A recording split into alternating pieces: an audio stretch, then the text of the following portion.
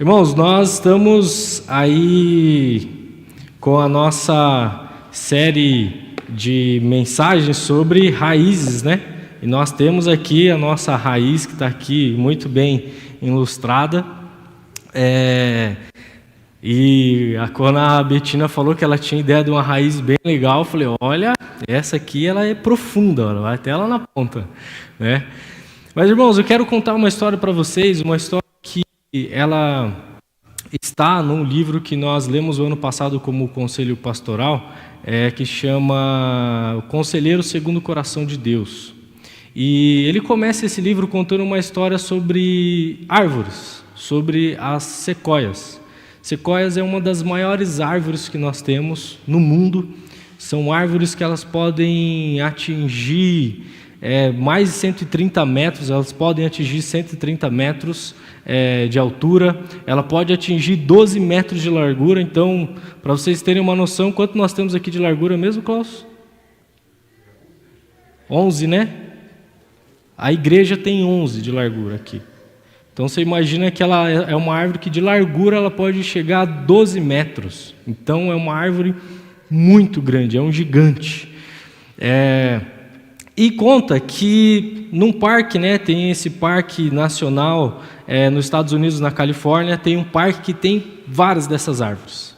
E um tempo atrás, uma dessas árvores aí milenares, elas podem viver aí 1000 anos, né? A pesquisa que eles fazem que essas árvores podem ter mais de 1000 anos. Então, são árvores antigas, grandes, são verdadeiros monstros no bom sentido da natureza e é algo lindo, maravilhoso. Se você pesquisar, jogar aí depois da mensagem, depois do culto, se você jogar no Google, você vai ver que tem fotos incríveis ali dessas árvores.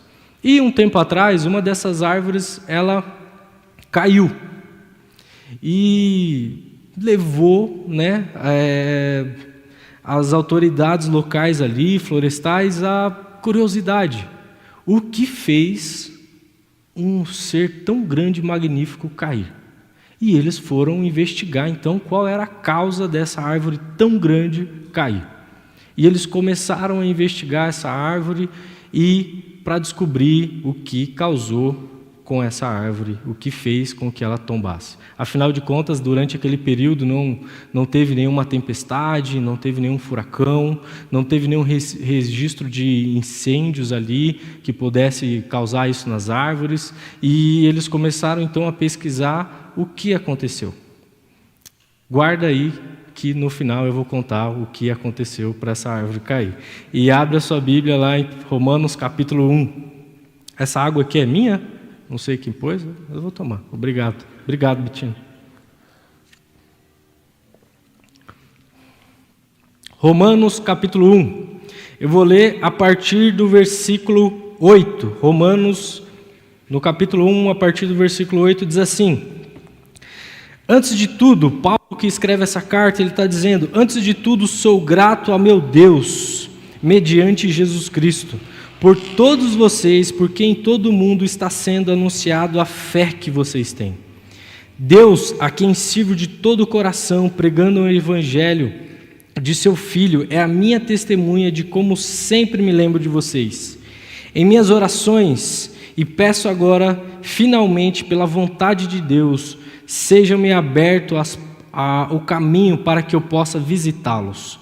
Anseio vê-los, a fim de compartilhar com vocês algum dom espiritual para fortalecê-los.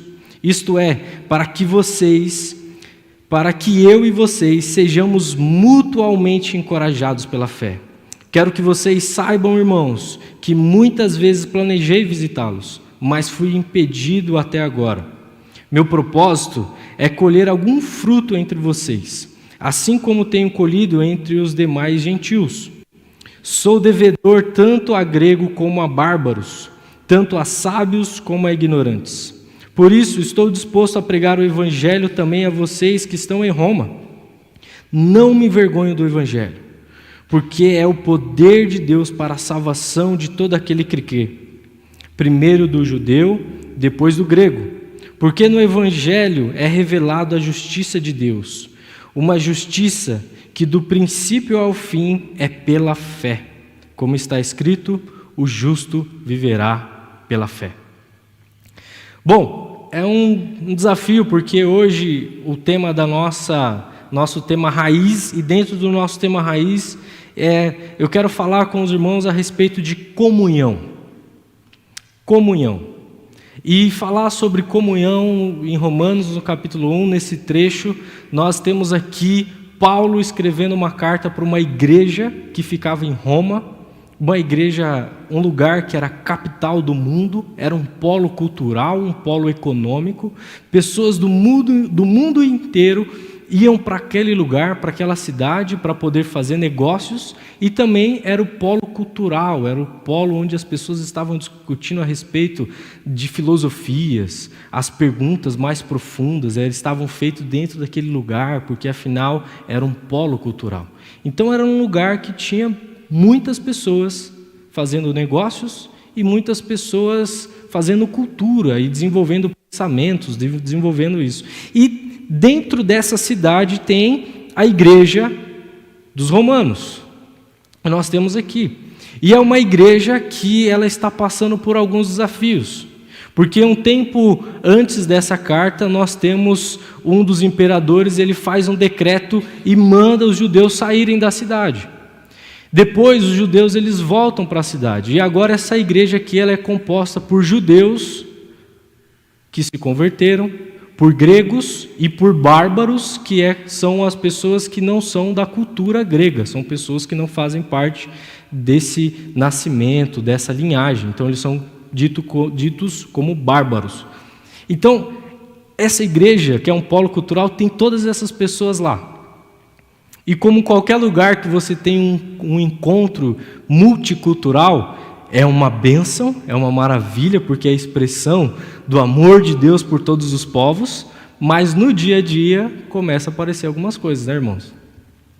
Quando você tem um encontro, né, igual no ano passado eu tive o privilégio de participar de um encontro lá nos Estados Unidos que tinha delegados das igrejas menonitas ao redor do mundo. E que maravilhoso você ver os irmãos da Índia, os irmãos dos países africanos, os irmãos latinos, os norte-americanos, europeu, é o que menos tinha, mas tinha.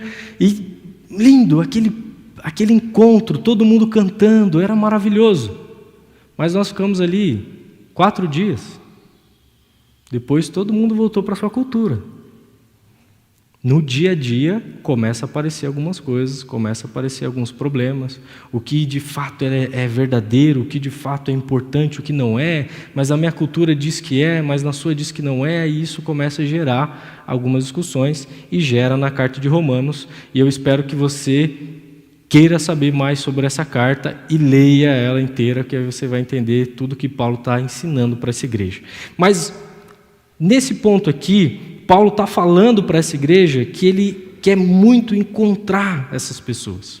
Então ele começa descrevendo aqui que ele é grato a Deus pela vida daquela igreja, pela vida daquelas pessoas, e ele afirma que ele é grato a Deus no qual o Deus que ele serve, que ele está servindo, que ele está vivendo para esse Deus, a sua fé está sendo vivida para esse Deus, e aí ele é testemunha, e ele está dizendo que ele está orando para poder visitá-los. Então dá uma olhada lá no versículo 10 que diz assim: em minhas orações eu peço que agora, finalmente, pela vontade de Deus, seja aberto o caminho, para que eu possa visitá-los. Ele está falando, provavelmente ele tentou, e depois ele diz isso na carta, que ele tentou outras vezes e não deu certo. Então ele está pedindo para que Deus abra as portas para que ele possa encontrar aquelas pessoas. E aí, irmãos, eu quero ressaltar algo muito importante para a comunhão. Porque nós estamos no mundo tecnológico, eu estou aqui usando uma tecnologia, você está vendo aqui as imagens, o versículo por causa da tecnologia, o microfone que eu estou falando aqui sem fio é por causa da tecnologia, pessoas estão nos assistindo agora nas suas casas, que Deus abençoe vocês, mas pessoas estão nos assistindo agora por causa da tecnologia, mas nós temos às vezes uma mentira que vem com todo esse pacote, que é possível nós termos comunhão com as pessoas sem ter encontro com as pessoas. Porque no WhatsApp você manda áudio, você faz ligação a vídeo, você faz figurinha, você manda mensagem, você marca encontros, e a gente acha que faz grupos ainda, né? Então você tem às vezes um grupo de pessoas, e tá todo mundo lá dentro, e às vezes você fala mal de grupos, mas talvez tenha um grupo lá que você fala, nossa, aquele grupo é legal, a gente conversa, a gente fala e tal. Mas nada disso substitui o encontro. O encontro. Paulo está usando a tecnologia da época para escrever uma carta para essa igreja, para dizer o que ele precisa dizer para essa igreja. Mas antes dele dizer tudo o que ele precisa dizer nessa carta de Romanos, ele começa ela dizendo: eu quero encontrar vocês, eu quero visitá-los. Ou seja, a visita, o encontro, ele demanda toque. Se você for brasileiro, então, da gema, caloroso, te manda aquele toque, aquele abraço. Mas mesmo que você não seja, demanda o aperto de mão, o beijo no rosto, demanda toque. Irmãos, não existe comunhão sem encontro. Não existe. Para de acreditar que você vai conseguir ter comunhão com as pessoas sem encontrá-las. E o mundo hoje diz para nós que você não precisa mesmo se preocupar com as pessoas. Elas são diferentes de você, elas pensam diferente de você, elas viveram coisas diferentes de você, e por isso você não precisa encontrá-las. Você não é obrigado. É isso que nós aprendemos hoje o tempo todo. Você não é obrigado a ter que encontrar com quem você não gosta. Não é assim? Tem crente que diz isso. Eu não sou obrigado a encontrar fulano. Talvez de fato você não seja. Mas e como você vai ter comunhão se você não quer encontrar ninguém? Comunhão precisa de encontro. O encontro é importante. Por isso que ele fala, eu quero visitá-los, eu quero ter encontro com você, eu quero estar com você. O problema é que encontro demanda tempo, e demanda dinheiro, e demanda intenção. Você não vai encontrar com ninguém, você não vai conseguir ter comunhão com ninguém se você não decidir investir tempo, dinheiro e intenção. Sabe por quê? Porque às vezes para você encontrar e ter comunhão com alguém, você vai precisar se deslocar. Você vai gastar combustível. Talvez vocês vão tomar um café, talvez vocês vão almoçar juntos, talvez você tenha que viajar e vai demandar custo. Demanda custo. Encontrar com as pessoas demanda custo. Até às vezes com o seu vizinho de cerca, o Vanderlei, né? Trabalha aqui na igreja, meu vizinho de cerca. E várias vezes a gente está conversando pela cerca. Mas esse encontro vai demandar tempo. Eu vou ter que parar de fazer alguma coisa para ter tempo. E nós sempre temos muitas coisas para fazer, irmãos. Por mais que você ache que a sua vida é mais corrida do que todo mundo aqui, que você trabalha mais do que todo mundo aqui, e só você sabe trabalhar como você trabalha, e só você dedica tempo, e só o seu serviço é o mais suado do mundo, todo mundo pensa assim, né? A grande maioria, quando a gente vai falar. Mas o Werner não faz nada, o Christian não faz nada, trabalho duro é ser pastor, e a gente vai com esse discurso. Mas por mais que você ache que você é a pessoa mais ocupada do mundo, a outra pessoa mais desocupada que você conhece, para ter comunhão com você, ela vai ter que demandar tempo dela. E ela vai ter que deixar de ter a desocupação para ter ocupação com você. Então ela vai ter que investir tempo.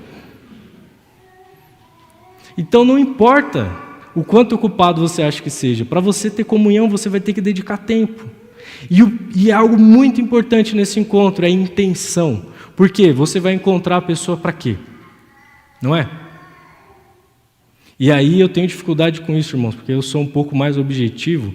Então, se eu vou encontrar com a pessoa, já estou perguntando, mas eu vou falar sobre o quê? O que eu tenho para falar com ela? É muito difícil eu achar que eu vou encontrar alguém para jogar conversa fora. Eu tenho dificuldade disso. Eu falo, não, tempo... Aí volta tudo que eu falei.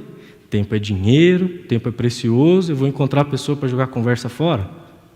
Tem gente que tem facilidade para isso. Para e começa a conversar sobre papagaio, cachorro e vai embora. E isso é importante também. Mas demanda intenção. E na vida de um cristão, nós deveríamos ser mais como Paulo, que vai falar assim, eu anseio, eu estou orando para Deus, para que eu encontre você. Porque eu tenho uma intenção nesse encontro. E Paulo vai descrever essa intenção. Ele fala que ele está a fim de compartilhar algo com os irmãos, que ele está a fim de levar uma mensagem, e que nesse encontro ele ainda deseja que ele colha algum fruto. Paulo tem uma intenção muito clara, que é: eu quero estar com você para compartilhar o dom de Deus. Eu quero compartilhar as coisas da fé, eu quero compartilhar as profundidades da palavra de Deus e da vida com os irmãos. Se você acha que você não tem propósito, intenção nenhuma de encontrar com ninguém que está aqui, eu vou dizer para você, você está lendo um texto bíblico e agora você já tem uma intenção clara, que é compartilhar o que Deus está falando no seu coração, que é compartilhar o que a palavra de Deus diz. Tenha a intenção é importante, visitar, encontrar é importante. Mas ele usa uma outra expressão no versículo 11, que ele fala: anseio vê-los. Então ele fala assim: eu desejo encontrá-los, e eu quero visitá-los, e eu quero vê-los. Ele está afirmando a mesma coisa, que se a gente não parar para prestar atenção, parece que ele está só sendo repetitivo. Porque ele quer encontrar e quer ver. Como é que você encontra alguém sem ver? Mas a gente precisa prestar atenção, talvez, à riqueza que o texto vai nos dizer, porque essa expressão, ela traz a ideia para nós do você poder perceber alguém pela visão. Você perceber alguém pela visão. Ter visão, você está vendo aqui, né? Enxerga tudo que está aqui.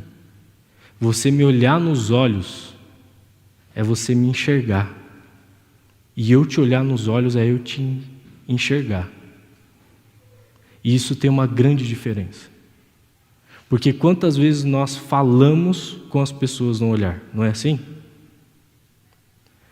Esposo, quem é casado, quem já tem tempo de relacionamento, quem tem amigos mais íntimos, você sabe que às vezes há o olhar, e os mais novos sabem do olhar dos pais, né? Então todo mundo aqui vai entender o que eu estou falando. Seja aquele olhar que vai ser assim, vai doer quando chegar em casa, né, dos pais, né? E o adulto aqui lembra desse olhar dos pais, aquele olhar que você já sente e fala, vai doer esse olhar. E tem aquele olhar que penetra a nossa alma, que é o olhar de quem toca com o olhar, quem te percebe, quem te enxerga. Eu lembro de 2 ocasiões de eu encontrar amigos e olhar e falar assim, como é que você está? Foi bom esse tempo que você teve? Nossa, foi muito bom, dá para perceber. Aí você fica, como é que a pessoa me percebeu? O que ela percebeu? Não falei nada, porque ela me percebeu no olhar. E já teve, um tempo atrás agora, final do ano, essa correria de final do ano, eu fui buscar um casal no aeroporto, e a gente se encontrou, deu um tempinho e já falou assim, você está cansado, né? Aí eu falei, dá para ver pelo seu semblante. A pessoa me percebeu no olhar. Ela não precisou ouvir eu contar grandes histórias do que estava acontecendo, tanto de coisas boas como de coisas cansativas, para perceber o que estava acontecendo comigo. Paulo está dizendo, eu quero vê-los, como quem olha percebendo, tocando. Irmãos, eu quero vê-los, porque eu sei que talvez tem coisas que vocês estão passando, que eu só vou perceber quando eu te olhar. Não é assim? Um tempo atrás, a minha mãe perdeu um irmão, meu tio, e eu quis muito encontrar minha mãe, porque fazia 1 ano que ela havia perdido a mãe dela, e agora ela estava perdendo um irmão, e eu queria tocá-la, eu queria vê-la, porque eu sabia que ela estava mal, porque afinal ela perdeu um ente querido, mas eu queria percebê-la no olhar, saber de fato o quão aquilo era profundo. Então, quando nós falamos de comunhão, nós precisamos lembrar que nós precisamos nos encontrar, e esse encontro tem que ser percebido no nosso olhar. Tem que ser um olhar de quem recebe. A gente não tem esse problema que às vezes a gente olha para alguém olha para a gente fala, está me julgando. Principalmente se for aquele olhar assim, né? De cima para baixo, né? Que a pessoa faz um raio-x. Aí você fala, está me julgando. Minha roupa está suja, o que está acontecendo, né? Será que aconteceu alguma coisa comigo? Será que a pessoa está me achando desarrumado? Isso é o olhar que as pessoas lá fora no mundo têm, irmãos. E às vezes a gente está aqui dentro da igreja dizendo que nós somos um grupo que nos reunimos em torno da palavra de Deus, em torno da nossa fé, para termos comunhão. Mas às vezes o nosso olhar para com os nossos irmãos é mais julgador do que o das pessoas lá fora. Porque nós paramos de olhar como quem percebe, como quem deve tocar a alma, e começamos às vezes a olhar como quem quer dar sentenças e julgamentos sobre a vida do outro. E quero te perguntar, alguém julgando você, simplesmente julgando, não tocando com o olhar, mas alguém te julgando, sem saber o que aconteceu ou o que está acontecendo com você, fez você melhorar de vida? Ou fez você ficar mais fechado com as situações que estavam acontecendo? Ou mais bravos, ou mais irritados com a situação ou com a outra pessoa?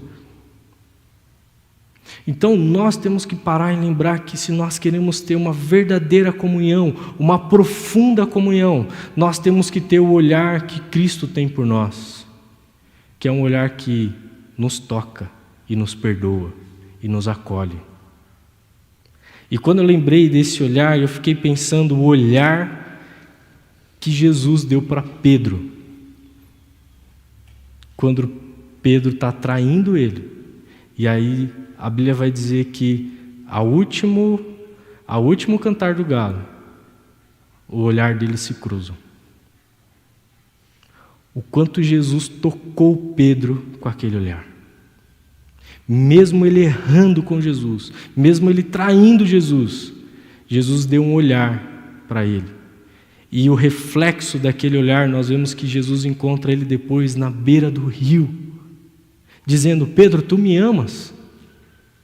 Cuida das minhas ovelhas.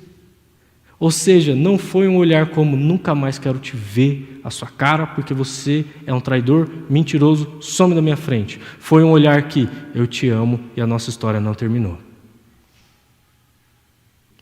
Esse é o olhar que transforma vidas. Esse foi o olhar que transformou a vida de Pedro. E esse é o olhar que nós devemos ter um para com o outro. Porque enquanto você continuar cheio de justiça e cheio de verdade, o seu olhar é o mais julgador de todos, você vai continuar sozinho, porque pessoas assim afastam todo mundo de perto. E não é isso que Deus espera de nós, não é essa comunhão que Cristo nos chama para ter, é uma comunhão de intimidade, de quem olha no olhar, quem toca no olhar. E ele continua o texto ele fala: anseio vê-los a fim de compartilhar. E aí eu quero que você só pare um pouquinho e pense nessa palavra, compartilhar. A gente corta essa palavra no meio e inverte o partilhar e fica partilhar com. Compartilhar é essa ideia de partilhar com alguém.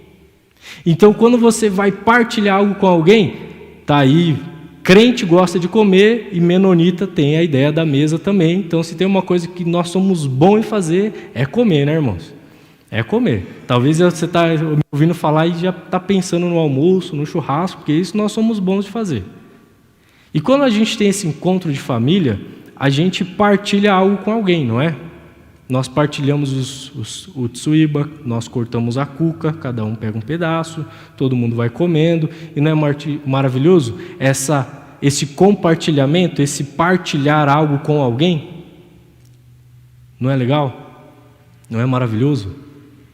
Mas, se esse compartilhar não tem intenção clara, vai continuar sendo às vezes igual um evento que você tem na sua casa mesmo. Porque tem momentos que você compartilha algo com alguém e tem intenção, tem encontro, tem olhar de quem toca e faz sentido. E tem momento que você compartilha algo com alguém e você fala: legal, tá com sede aí, Tobias? Toma água. E a gente já vira as costas e a gente só compartilhou um objeto. Então, se nós compartilhamos aquilo que é partilhar algo com, a gente precisa lembrar o que nós somos chamados para compartilhar. Você não é chamado só para compartilhar o tsuibak. Você não é chamado só para pegar um pãozinho da ceia. Não é isso só que Jesus estava nos ensinando. Nós somos chamados para partilhar aquilo que é o nosso maior bem, aquilo que nós recebemos de graça, comprado por Cristo Jesus na cruz. Porque Paulo continua, ele fala assim: anseio vê-los, a fim de compartilhar com vocês algum dom espiritual para fortalecê-los. Ele quer compartilhar algo com os irmãos, para que isso seja um objeto de fortalecimento. É como se fala assim: eu quero compartilhar com você uma vitamina que eu vou te dar e você vai sair daqui forte. É um energético que você nunca tomou. Para mim, energético não tem efeito, irmãos. Eu tomo energético e durmo 3 minutos depois. Não faz efeito. Mas esse compartilhar aqui é algo poderoso, que tem a ver com o dom de Deus, com a revelação de Deus para nós. E eu quero dizer para você, o que você tem compartilhado com as pessoas que você tem encontrado nesses últimos dias? Quando as pessoas te encontram, o que elas compartilham com você e o que você partilha com elas? Porque se você está encontrando as pessoas e elas não saem desse encontro com você, com algo compartilhado do próprio Deus que você está compartilhando para ela, então que diferença faz ela vir aqui num culto e nos encontrar, ou você que é cristão encontrar ela e ela encontrar qualquer outra pessoa lá de fora? Que diferença faz? Que diferença tem da pessoa vir num ajuntamento, do compartilhar o pão de Cristo Jesus, compartilhar a mesa, e ir agora num evento social, numa roda de alguém tocando violão ou uma sanfona? Que diferença tem? Porque você veio aqui e alguém compartilhou uma música com você. Você está vindo aqui e alguém está compartilhando uma mensagem com você. Mas se ela não tiver efeito no seu coração, e se você não sair daqui decidido que você tem algo poderoso para compartilhar, a experiência lá fora talvez vai ser até melhor do que a nossa. Porque às vezes os músicos lá são melhores que os nossos são incríveis. Glória a Deus pela vida de vocês, amo vocês, irmãos. Estou só dando um exemplo, não dizendo que vocês são bons ou ruins, tá? Não me entendam mal. Mas às vezes, talvez as músicas vão ser mais bem tocadas do que as nossas. Talvez um discurso que você vai ouvir no encontro aí de um coach vai ser muito melhor do que o discurso que você vai ouvir meu, do Dietmar, do Werner, do Luciano. Mas se nós entendemos que nós temos algo maravilhoso da parte de Deus para compartilhar, então nós temos intenção, nós temos encontro e nós temos olhar. Porque nós temos algo maravilhoso para compartilhar. E aí nos leva ao versículo 16 e 17. Dá uma olhada lá. Paulo continua e aí ele fala assim: não me envergonho do Evangelho, porque é o poder de Deus para a salvação de todo aquele que crê, primeiro do judeu, depois do grego. Só uma pausa, ele não está dizendo isso para dizer a ordem de importância de Deus, mas sim que começou pela lei dos profetas com o povo judeu e agora se espalhou para todos.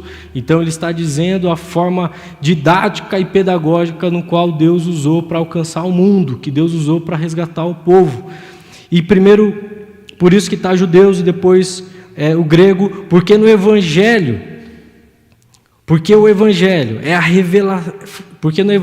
revelada a justiça de Deus, uma justiça que do princípio ao fim é pela fé, como está escrito: o justo viverá pela fé. Poder para salvação. O que nós temos para compartilhar é poder para salvação. Tem pessoas que estão indo para o inferno, irmãos, porque a gente está esquecendo que nós temos uma mensagem para compartilhar. Tem pessoas que estão gastando fortunas com psicólogos, com terapeutas, e eu não sou contra nenhuma dessas áreas. Mas estou dizendo que tem feridas que era muito claro que a palavra de Deus consegue transformar por ela mesma, pela nossa comunhão. Por isso que Jesus, no livro de Tiago, vai dizer que nós precisamos confessar os nossos pecados uns aos outros para nós sermos sarados. Ou seja, essa comunhão é tão poderosa, é tão poderoso para a salvação, que nós temos nesse encontro a oportunidade de nos salvarmos.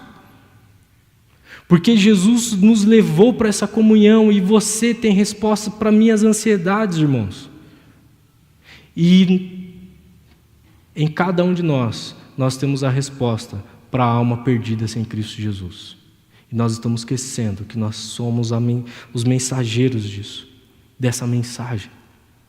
E ele continua e fala que é pela justificação e pela fé. Pela fé. Eu quero perguntar, para que a sua fé serve? Para que sua fé serve? Sua fé serve para quê? Você está aqui é porque você tem fé em alguma coisa, né? Se você não tem fé em Jesus, você teve fé num amigo que te convidou para você estar aqui. Você teve fé nele. E a sua fé, ela serve para quê? Serve para quem? Porque uma fé que só serve para si, muito bem, você é um religioso, parabéns, você teve uma religião. E as pessoas lá fora têm fé em políticos, têm fé em ideologias, têm fé em governos, têm fé em si mesma, têm fé em poderes, em árvores, como a gente falou, talvez. Tem fé, só que a fé é para si. A sua fé serve para alguém? A sua fé já tocou a vida de outro alguém? Ou será que você acha que a sua fé é para si? Uma fé que é para si, ela é vazia, ela é morta, ela é uma fé que não passa para ninguém. E aí nós criamos o pior grupo de pessoas, é um grupo de pessoas que tem uma fé que não serve para nada. Sabe por quê? Porque daí você se torna um religioso que tem fé em alguma coisa, e aí você vem para um lugar achando que você vai encontrar nesse lugar um monte de gente que precisa corresponder à sua necessidade para a sua fé. E você vai lá para reter o máximo que você pode para a sua fé ficar bem grandona, bem inchada. Então você vem para um lugar e fica, deixa eu ver o que esse pastor está falando, deixa eu ver o que essa turma está cantando, acho que hoje não foi bom. Por quê? Porque você acha que a sua fé é para você reter e puxar o máximo que você puder, até a hora, aí, vamos usar a expressão do campo, né? Até a hora que a teteira cai, que você sugou tudo que você podia. Essa fé, irmãos, é uma fé para si, é uma fé de quem não entendeu o que Jesus veio fazer aqui na terra.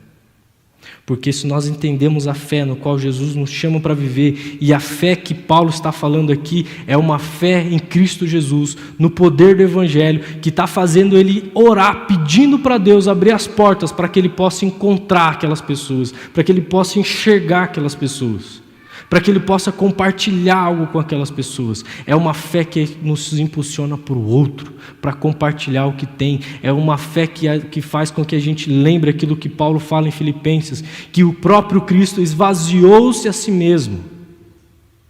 Uma fé saudável de quem quer ter uma verdadeira comunhão é uma fé de quem está disposto a se esvaziar. Se você está disposto a continuar cheio de si mesmo, lamento, mas você ainda não entendeu o Evangelho e você não vai conseguir ter comunhão profunda com ninguém, porque você vai achar que a sua fé é sobre você e a sua vida é sobre você. Então você vai se tornar a pessoa mais egoísta que pode existir. E gente egoísta é cheio de si, não perdoa, não tem comunhão, não tem encontro com ninguém. Mas alguém que está disposto a viver a fé de Cristo Jesus se esvazia pelo outro. Então eu me encontro com você, eu te olho, eu tento te tocar no meu olhar, eu tento ter comunhão com você, investir tempo, investir intenção, porque eu tenho uma mensagem para compartilhar. E porque o Evangelho é poderoso para nos transformar. Então nós precisamos ter uma fé que toca a vida das outras pessoas. E aí eu quero terminar com você voltando à história da árvore, da sequoia.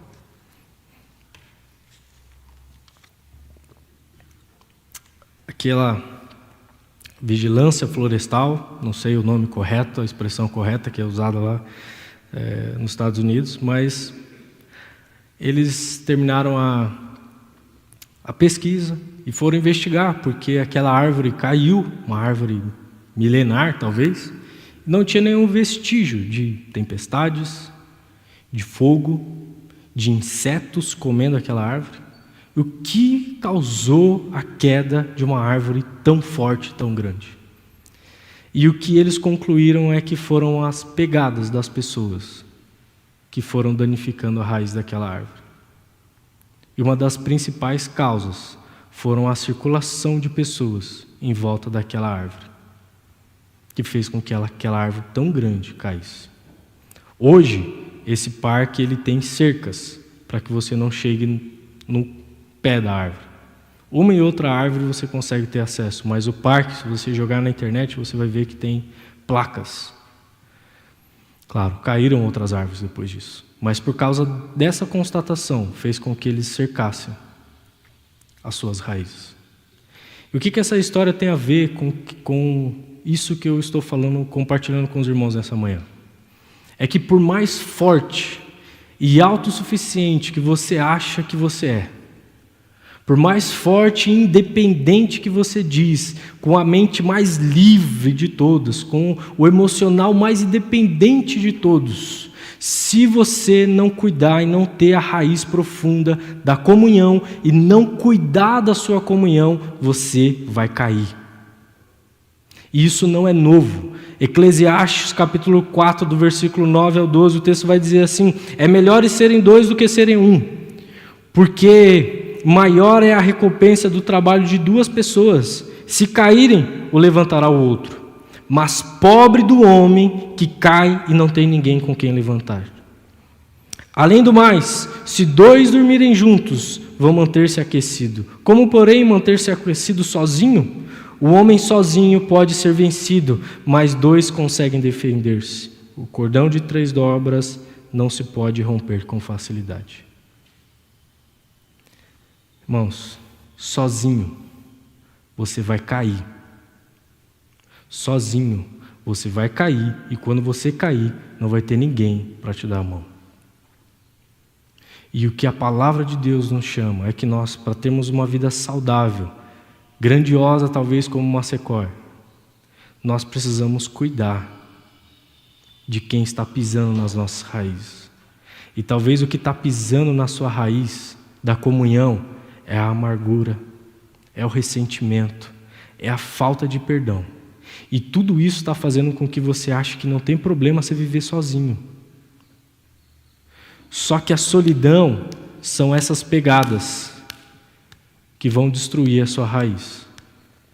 A autossuficiência são essas pegadas que vão destruir a sua raiz. Ficar sozinho e não ter comunhão com os irmãos são essas pegadas que vão destruir a sua raiz.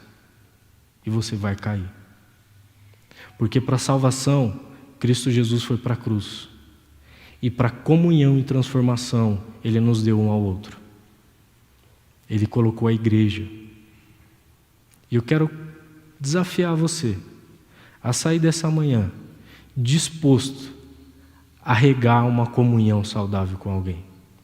A investir tempo, a investir encontro, para ter comunhão com as pessoas. Tem poucas coisas na vida que a gente não tem valor, não tem como você precificar. E uma delas são verdadeiras amizades, é uma verdadeira comunhão. Não tem preço, não tem como você dizer quanto custa. E quanto mais velho você ficar, mais você vai dar valor aos poucos amigos que você tem. Porque quanto mais velho você fica, mais você sabe que custa caro e que é difícil manter verdadeiras comunhões. Mas é isso que Jesus nos chama para viver como igreja, termos verdadeiras comunhão. Então não deixa que essas pegadas te derrubem. Perdoe, reconcilie-se, cerque-se de pessoas para que a sua raiz fique profunda e você tenha uma vida saudável como Cristo quer que você tenha. Quero orar por você. Baixe sua cabeça. Senhor Jesus, nós sabemos, Deus, que se tem algo que o inimigo tenta destruir é a nossa comunhão, é o nosso encontro, é o nosso olhar sincero um para a vida do outro. E tantas vezes, Deus, acontecem coisas que nós não gostamos, que nos deixam enfurecidos e que rouba, Senhor, a nossa verdadeira comunhão. Senhor Jesus, nós queremos, Deus, agora clamar pelo Teu agir sobre as nossas vidas. Repreendendo, Senhor, toda ação do inimigo para tirar a nossa comunhão, a nossa verdadeira comunhão. Senhor Jesus, a nossa comunhão custa caro, porque custou o Teu Filho, o Senhor foi para a cruz por nós. E nós não queremos, Deus, ter uma vida egoísta sozinha, porque não foi isso pelo qual o Senhor foi para a cruz. Não foi por isso que o Senhor nos chama para amar uns aos outros, para cuidar um dos outros. Então, Senhor Jesus, nos corrija. Aquilo que nós precisamos cuidar para que nós não sejamos esmagados, que a gente tenha sabedoria de cuidar, Deus. E que nós possamos regar verdadeiras comunhões. Que haja, Deus, verdadeiros encontros. Que haja, Senhor, verdadeiros olhares. Que haja, Deus, verdadeiras partilhas um com o outro. E que nós possamos, Deus, ser conhecido como um grupo de pessoas, não só de uma colônia bonita no qual as pessoas passeiam, mas um lugar no qual existem cristãos que têm verdadeira comunhão. Nos ajuda no nome de Jesus. Amém.